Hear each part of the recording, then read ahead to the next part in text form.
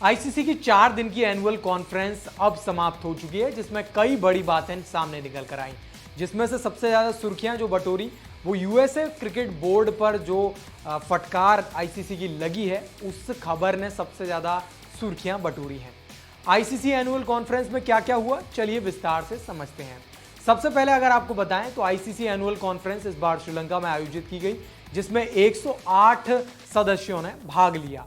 अब सबसे बड़ी बात यह है कि इस मीटिंग में चैंपियंस ट्रॉफी को लेकर कोई बात नहीं हुई। हालांकि लग रहा था कि बीसीसीआई के अध्यक्ष जय शाह और पाकिस्तान के जो अध्यक्ष हैं उनके बीच में चर्चा संभव है, लेकिन इस मीटिंग को तो छोड़िए, इन दोनों के बीच में भी चर्चा नहीं हुई। तो ऐसे में अब सरकार के ऊपर छोड़ दिया गया है कि क्या भारत पाकिस्तान जाएगी या फिर नहीं, या फिर एक हाइब्रिड मॉडल के तहत चैंपियंस ट्रॉफी कराई जाएगी।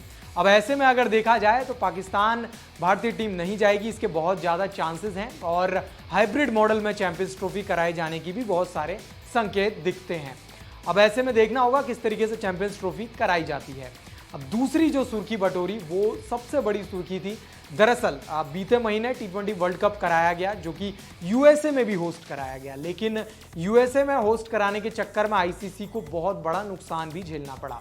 इसमें कोई सच्चाई नहीं है कि आईसीसी ने क्रिकेट को प्रमोट करने के लिए यूएसए को चुना, लेकिन यूएसए को चुनने के पीछे जो है उसकी ग्लोबल इमेज, उसकी ग्लोबल छवि, ये तमाम चीज़ें काफ़ी ज़्यादा आती हैं। लेकिन फिर भी अगर देखा जाए तो यूएसए को चुनना भारी पड़ गया आईसीसी को, और वहाँ पर नुकसान हुआ। लेकिन उसके साथ ही क्रिकेट स्टैंडर्ड जो हैं यूएसए में उतने अच्छे हैं नहीं अभी, और ऐसे में वर्ल्ड कप कराना, वर्ल्ड कप का आयोजन कराना, इसको लेकर काफ़ी ज़्यादा चर्चाएं हुई, इसको लेकर काफ़ी ज़्यादा बवाल हुआ कि वहाँ पर उतनी अच्छी सुविधाएं नहीं मिल रही प्लेयर्स को, और ऐसे में शिकायतें भी दर्ज की गई।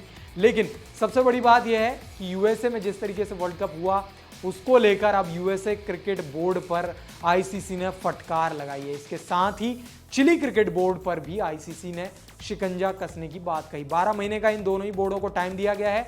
अब देखना होगा किस तरीके से यहाँ पर क्रिकेट आयोजन होता है। इसके साथ तीसरी जो बड़ी खबर है वो ये है, मीटिंग से रिलेटेड आई, कि आईसीसी अब टीमों को बढ़ाने वाली है विमेंस वर्ल्ड कप को लेकर। देखिए, आईसीसी अब एक एम कर रही है कि क्रिकेट को एक्सपैंड किया जाए, और ऐसे में टी20 वर्ल्ड कप जो कि इस साल होगा बांग्लादेश में, उसमें 10 टीमें हैं। इसके बाद जो 2026 में होगा उसमें 12 टीमें होंगी, और जो 2030 में होगा उसमें 16 टीमें खेलती हुई नजर आएंगी। तो ऐसे में देखना दिलचस्प रहेगा किस तरीके से टी20 वर्ल्ड कप आगे खेला जाता है।